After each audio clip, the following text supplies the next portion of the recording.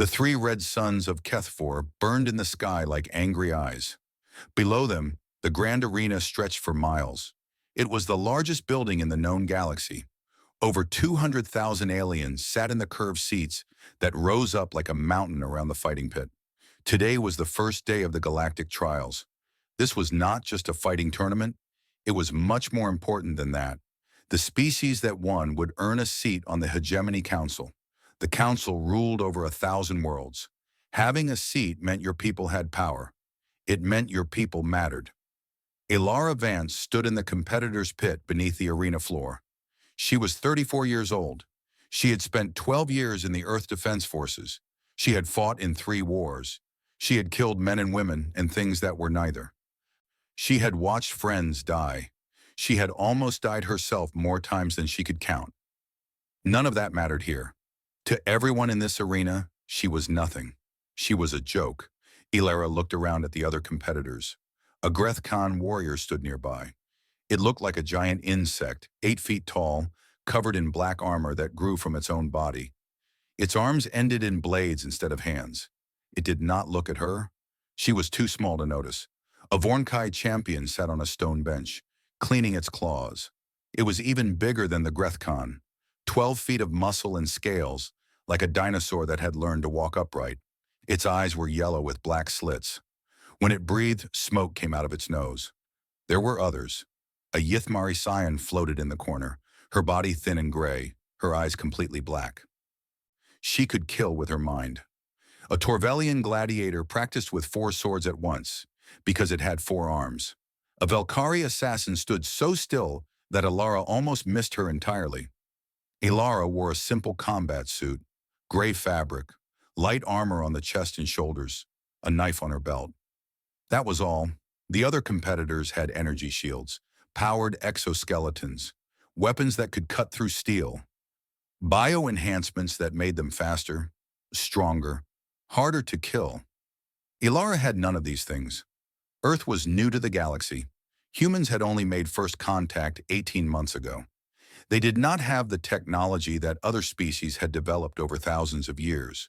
But Elara had volunteered for this anyway. Someone had to represent humanity. Someone had to try. She was not the strongest human or the fastest. But she was the most stubborn.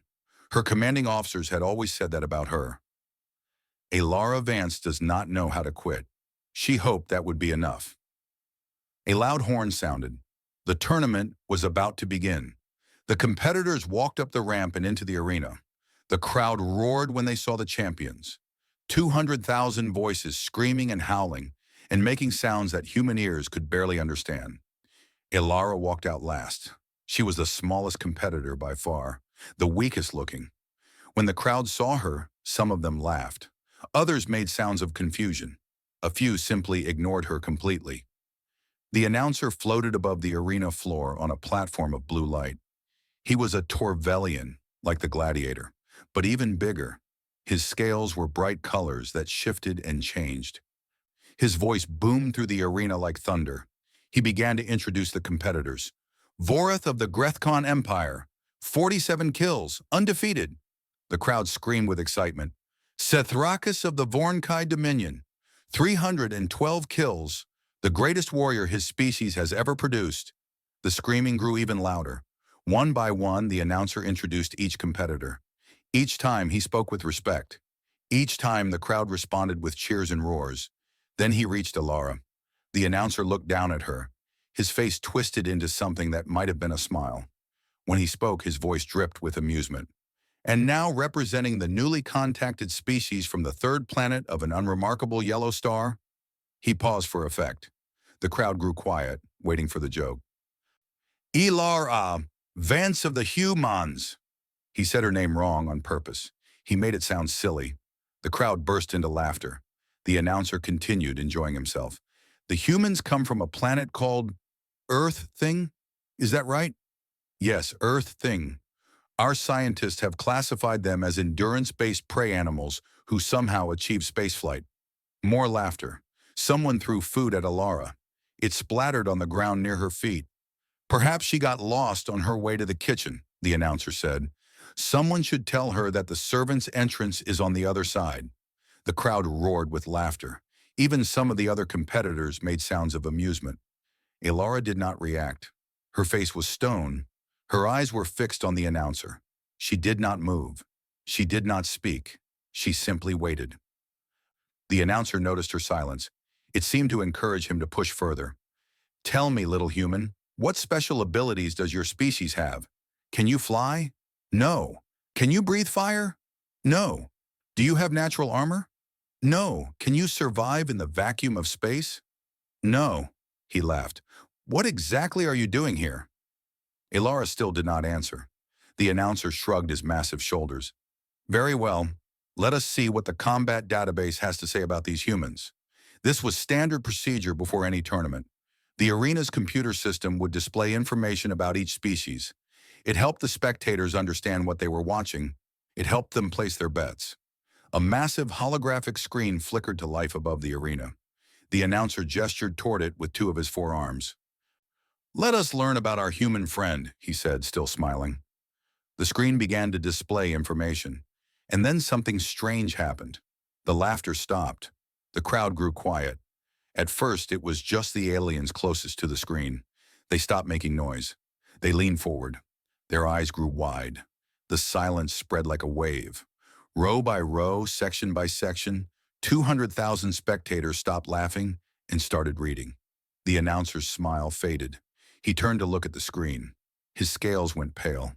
Elara Vance stood alone in the center of the arena, surrounded by silence. She allowed herself a small smile. They were finally paying attention. The holographic screen was 50 feet tall. Every alien in the arena could see it clearly. The words glowed bright blue against the dark background of space. The first line appeared. Species name, human home planet, Earth, Sol 3. Classification, persistence predator. A Velkari diplomat in the front row made a small sound. It was the sound of someone who had just heard very bad news. Persistence predators were rare in the galaxy. They were the stuff of nightmares on many worlds. Most predators use speed or strength or venom to catch their prey. Persistence predators were different.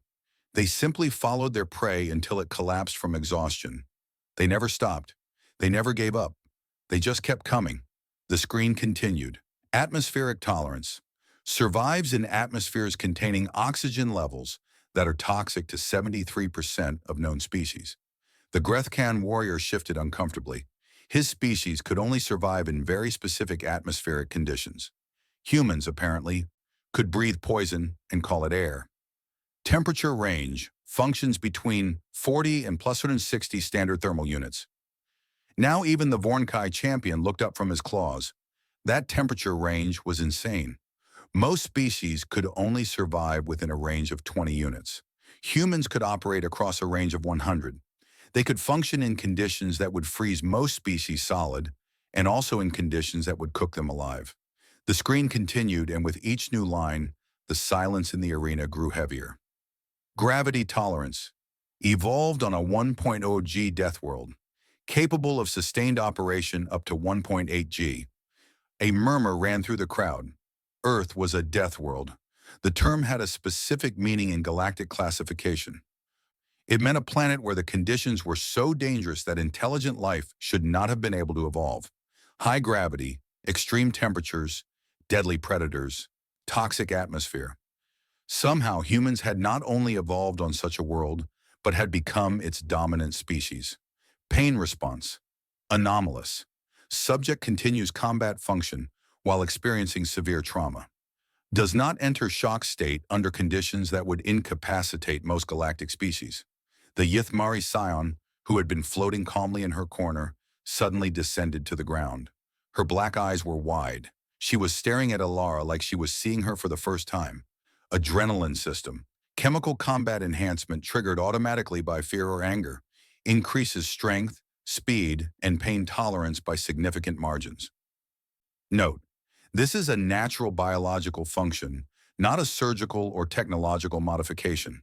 The crowd was completely silent now. Every alien was reading. Every alien was starting to understand. Humans had a built-in combat drug. Their own bodies produced it automatically when they were scared or angry. They did not need to inject anything. They did not need technology. Their biology turned fear into fuel. The screen continued. Skeletal structure. Internal calcium phosphate frame provides structural support. Note, human bones repair themselves when broken. Full recovery from fractures typically occurs within 6 to 8 weeks.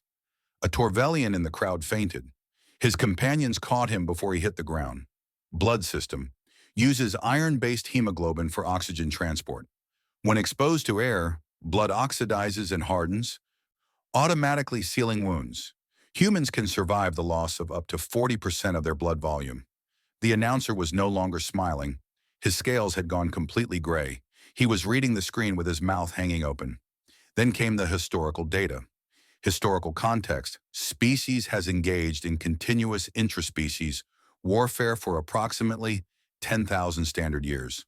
A gasp ran through the crowd. Intraspecies warfare meant that humans fought and killed each other.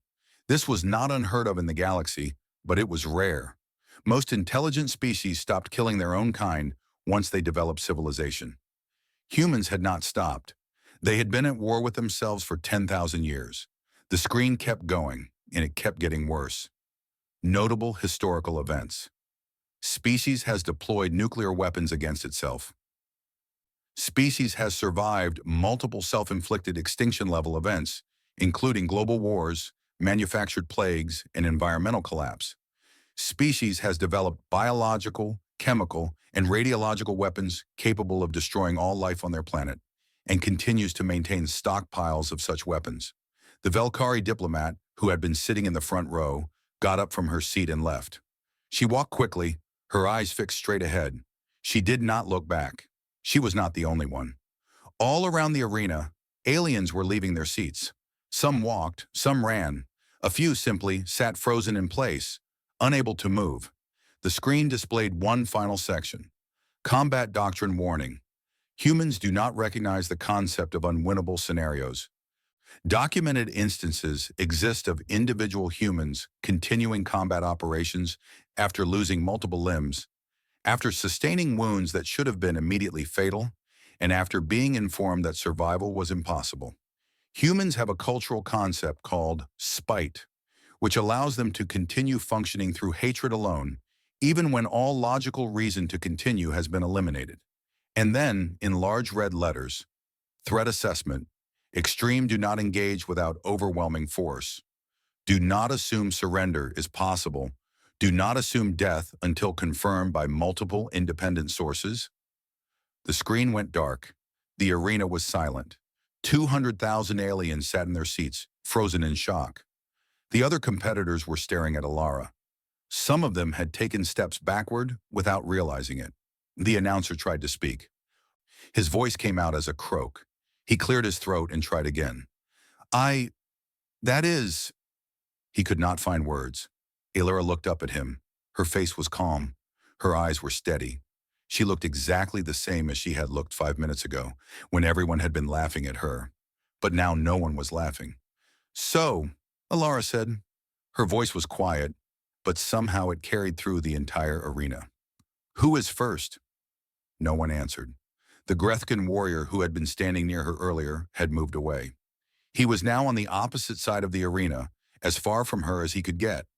The Vornkai champion had stopped cleaning his claws. He was studying her with new eyes. The yellow slits of his pupils had narrowed to thin lines. The Yithmarician was trembling. Alara waited. She was in no hurry. She had learned patience a long time ago. Patience was something humans were very good at. They had hunted animals across the plains of Africa for millions of years, following them for days until the animals simply could not run anymore. Alara could wait. Finally, the announcer regained some of his composure. He looked down at the bracket that would determine the fighting order. The first match, he said, his voice shaking slightly, will be Vorath of the Grethkan versus Alara Vance of Earth. Vorath stepped forward. His blade arms gleamed in the light of the three suns. He was 8 feet tall and covered in natural armor. He had killed 47 opponents. But for the first time in his life, Vorath was not certain he would win. Alara smiled at him. It was not a friendly smile. Let us begin, she said. The other competitors left the arena floor. Only Alara and Vorth remained. They stood 50 feet apart, watching each other. Vorth was magnificent. His black armor caught the light of the three suns and gleamed like polished obsidian. His blade arms were 4 feet long, sharp enough to cut through steel. His compound eyes could see in every direction at once. His species had evolved for combat. They were perfect killing machines. Alara looked small next to him, fragile, breakable. The announcer raised one of his hands. The crowd grew quiet. Despite their fear, despite what they had read on the screen, they still wanted to watch. This was what they had come for. This was the Galactic Trials.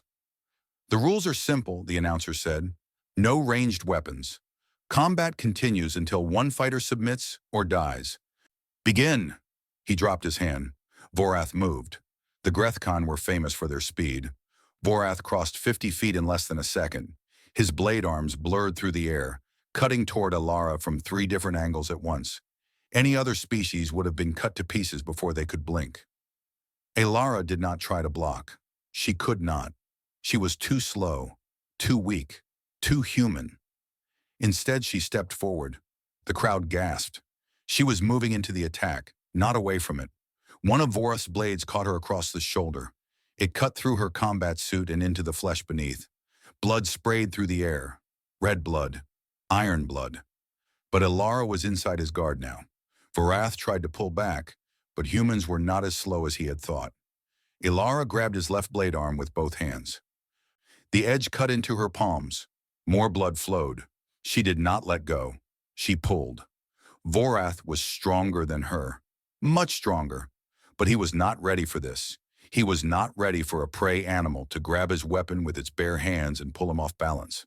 He stumbled forward. Alara slammed her forehead into the nerve cluster beneath his primary eyes. The sound was like a hammer hitting stone. Vorath's head snapped back. His compound eyes went dark for a moment. Pain exploded through his skull. He had never felt pain like this. His species had armor. They were not supposed to feel pain. We call that a headbutt, Alara said. Blood was running down her face from a cut on her forehead. She was smiling. We invented it a long time ago, Vorath screamed. It was a sound of rage and confusion. He swung his blade arms wildly, trying to cut her apart. Alara ducked under one blade. The other caught her across the ribs. She felt bones crack. The pain was incredible. She had been hurt before, many times, but this was bad. This might kill her. She kept fighting anyway. That was what humans did. She got inside his guard again. Her knife was in her hand now. She did not remember drawing it. The blade was short, only 6 inches, made of simple steel. It looked like a toy next to Vorath's blade arms, but Alara knew where to put it. She drove the knife into the gap between 2 plates of Vorath's armor, right where his leg met his body. The blade sank in up to the handle. Something inside him tore. Vorath screamed again. He swung his arm and caught Alara in the chest. The blow lifted her off her feet and sent her flying across the arena. She hit the ground hard and rolled. The crowd was making noise now, not cheering exactly, more like sounds of disbelief. Alara got up. She should not have been able to get up. She had broken ribs. She had a cut across her shoulder that went down to the bone. Her hands were sliced open from grabbing Vorath's blade. She had just been hit with enough force to kill most species instantly. She got up anyway. Vorath stared at her. He was limping now. The knife was still in his leg. Green blood was running down his armor. What are you? He asked. Alara spit blood onto the sand. I am human, she said. We do not stop. She walked toward him. Vorath swung at her. She dodged. He swung again. She ducked. She was getting faster, not slower. The adrenaline was pumping through her system now, that ancient chemical that her ancestors had developed on the African plains. Her body was telling her that she was going to die, and her body was responding by making her stronger. She reached the knife and pulled it out of Vorath's leg. More green blood sprayed out. Vorath made a sound of agony. Alara stabbed him again, and again, and again. She was not stronger than him. She was not faster. She was not better armored. But she would not stop, and Vorath did not know how to fight something that would not stop. He fell to his knees. Yield, Alara said. Her voice was steady despite her injuries. Yield or I will kill you. Vorth looked up at her. His compound eyes were dim with pain and confusion. He had never lost before. He had never even imagined losing. I yield, he whispered. Ilara stepped back. She lowered her knife. The arena was completely silent. The announcer's voice came through the speakers, weak and shaking. Winner, Ilara Vance of Earth. Time, 63 seconds. 63 seconds. That was all it had taken. Ilara looked down at Vorth. He was still on his knees, green blood pooling beneath him. Medical teams were rushing onto the arena floor to help him. She felt no satisfaction, no pride. She had done what she needed to do. That was all. She looked up at the crowd. 200,000 faces stared back at her. Most of them were frozen in shock. Some looked terrified. A few looked like they might be sick. Ilara held up her knife. Blood dripped from the blade. Her blood and Voreth's blood mixed together. Next, she said. No one moved. No one spoke. The Vornkai champion, Sithrakis, was watching her from the competitor's area. His yellow eyes were thoughtful. He was the greatest warrior his species had ever produced. He had killed over 300 opponents.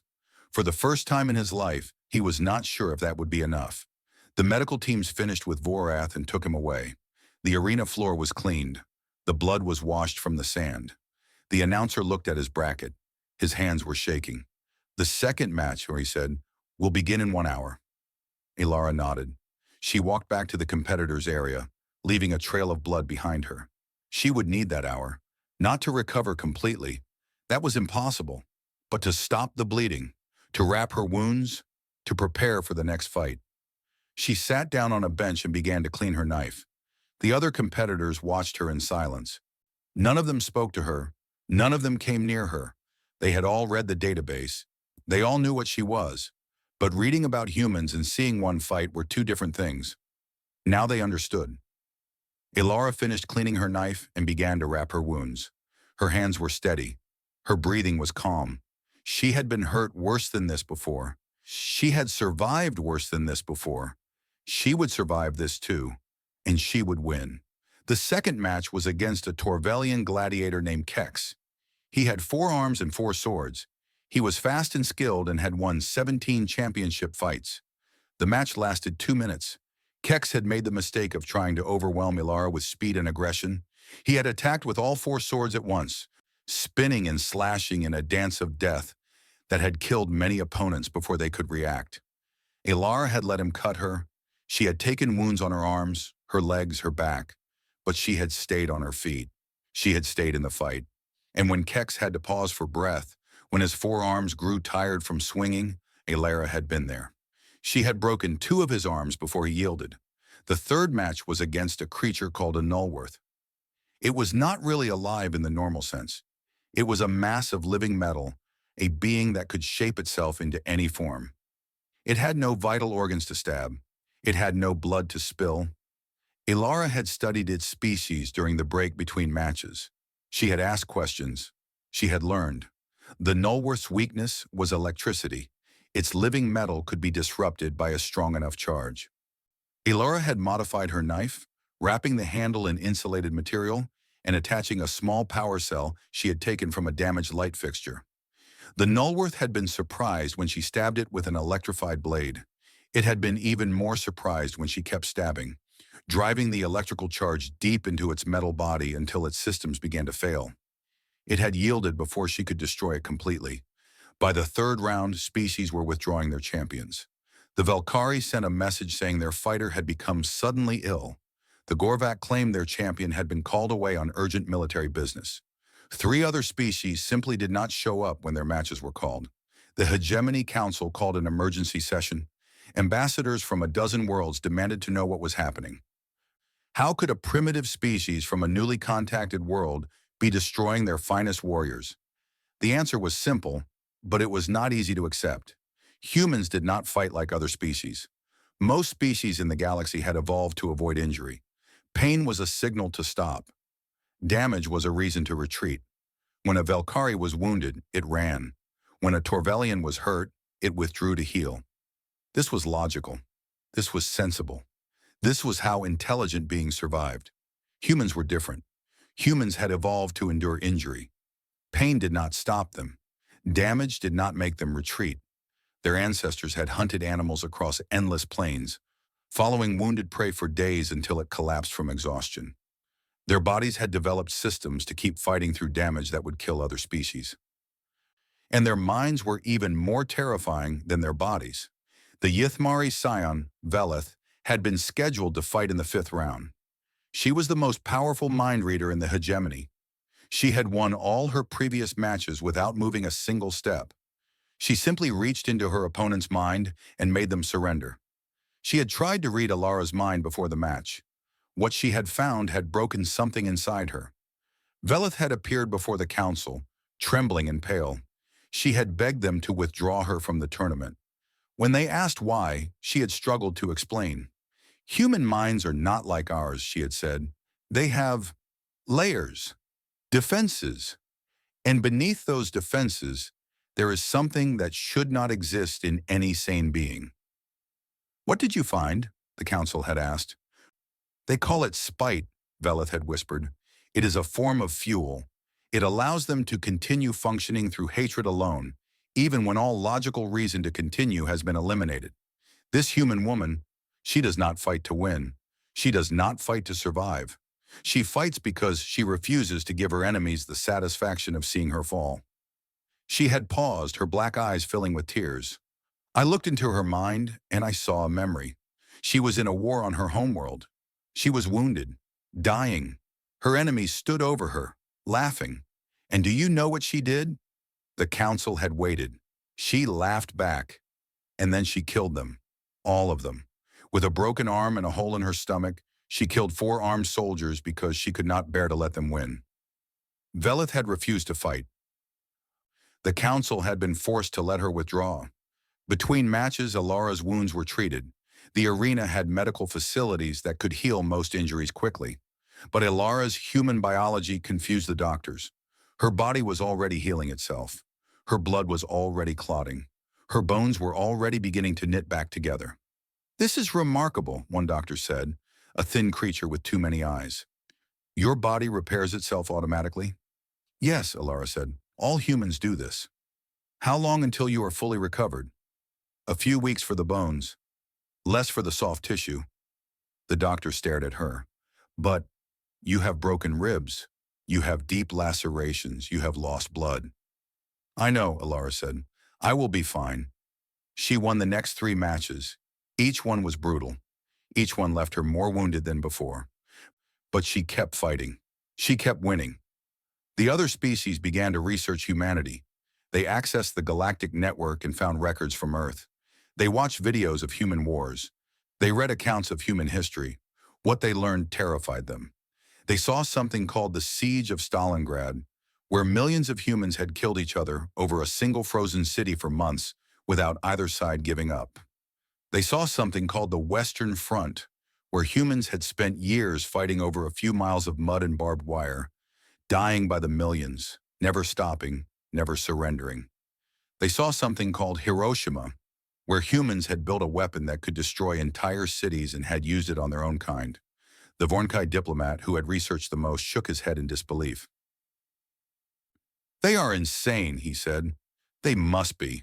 No sane species would do these things to itself. But they were not insane. That was the worst part. Humans were perfectly rational. They knew exactly what they were doing. They simply did not care. Victory mattered more than survival. Pride mattered more than pain.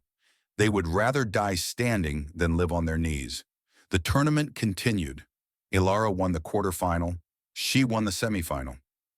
Each time she walked off the arena floor covered in blood. Some of it was hers, most of it was not. By the time the finals arrived, there were only 2 competitors left.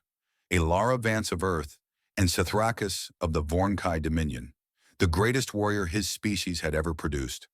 Over 300 kills. Undefeated for 50 years, the entire hegemony was watching. Billions of beings across 1,000 worlds had tuned in to see what would happen. Would the human finally fall?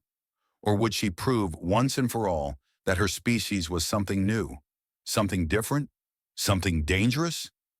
Elara sat in the competitor's area, sharpening her knife. It was the same knife she had started with, but it had been repaired and cleaned so many times that none of the original blade remained. She was not nervous. She was not afraid. She was human, and she was ready. The three red suns of HFY had moved across the sky. A full day had passed since the tournament began. Now it was time for the final match. The arena was packed beyond capacity. Every seat was filled. Aliens stood in the aisles, crowded together, desperate to see what would happen. The viewing screens across the hegemony showed record numbers. Billions of beings were watching. Elara Vance walked onto the arena floor. She looked terrible. Her combat suit was torn and stained with blood. Bandages covered her arms, her torso, her legs. Her face was bruised and swollen. She walked with a slight limp. Her left arm hung at an odd angle, the shoulder not quite healed from her fourth match. But she walked with her head held high. Her eyes were clear and steady. Her knife was in her hand. She was still fighting. That was all that mattered. Sethrakis entered from the other side of the arena. He was magnificent. 12 feet of muscle and scales, his body covered in natural armor that had never been breached. His claws were 6 inches long, harder than steel. His teeth were like knives. His yellow eyes burned with ancient intelligence. The Vornkai were the oldest warrior species in the hegemony. They had been fighting and conquering for 100,000 years. Sethrakis was the best of them, the strongest, the fastest, the smartest. He had watched all of Elara's matches. He had studied her techniques. He had analyzed her weaknesses. He knew that she was injured. He knew that she was tired. He knew that one good strike would end this fight, but he also knew what she was. He had read the files. He had watched the videos from Earth. He had seen what humans could do when they were desperate. He had seen what they could do when they were angry, and he had made his decision. The announcer rose into the air on his platform of light. His voice was no longer mocking. It was respectful, almost afraid. The final match of the Galactic Trials, he said, Sethrakis of the Vornkai Dominion versus Elara Vance of Earth. The winner will earn their species a seat on the Hegemony Council. The crowd was silent. No one cheered. No one screamed. They simply watched and waited. Elara and Sethrakis faced each other across the arena floor. 50 feet separated them. In a few seconds, that distance would be gone. The fight would begin. Sethrakis did not move. Elara waited. Her knife was ready. Her body was prepared. She had fought worse odds before. She had survived worse injuries before. She would survive this too, or she would die trying. Sethrakis still did not move. The crowd stirred. This was strange. The Vornkai never hesitated. They were predators. They attacked. They dominated. They killed. But Sethrakis simply stood there, looking at the small human woman in front of him. Then he did something that had never happened in the history of the Galactic Trials. He knelt, his massive body lowered to the ground. His head bowed. His claws touched the sand in a gesture of respect. "I yield," he said. His voice carried through the silent arena. Every being heard him clearly. The crowd erupted in confusion. Shouts and screams filled the air. This was impossible. This was unthinkable. The greatest warrior in the hegemony was surrendering before the fight even began. The announcer was stunned. "Sethrakis, you cannot. The fight has not started." "I yield," Sethrakis repeated. He raised his head and looked directly at Elara. "I yield not from cowardice, but from wisdom." The crowd slowly fell silent again. They wanted to hear this. They needed to understand. Sethrakis rose to his feet but did not take a fighting stance. His voice was calm and measured as he spoke. "I have reviewed the human combat archives," he said. "I have seen what they call their history. I have watched them split the atom and use it as a weapon against their own kind. I have seen them survive ice ages, plagues, wars, and disasters that would have wiped out any other species." He looked around at the crowd, at the council members in their elevated seats, at the billions watching across the galaxy. Each time they were knocked down, they got back up. Each time they faced extinction, they refused to die. Each time they should have given up, they fought harder. He turned back to Elara.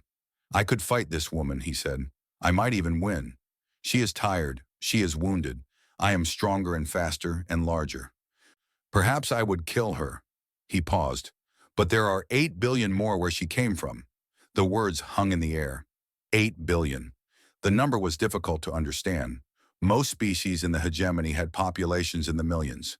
A few had billions. But 8 billion humans, every one of them capable of this kind of determination, this kind of refusal to give up. And every single one of them would remember, Sithrakis continued. Every single one would come for us. Not today, not tomorrow, but eventually. Because that is what humans do. They do not forget. They do not forgive. They do not stop. He extended one clawed hand toward Alara. This species did not conquer their world through strength.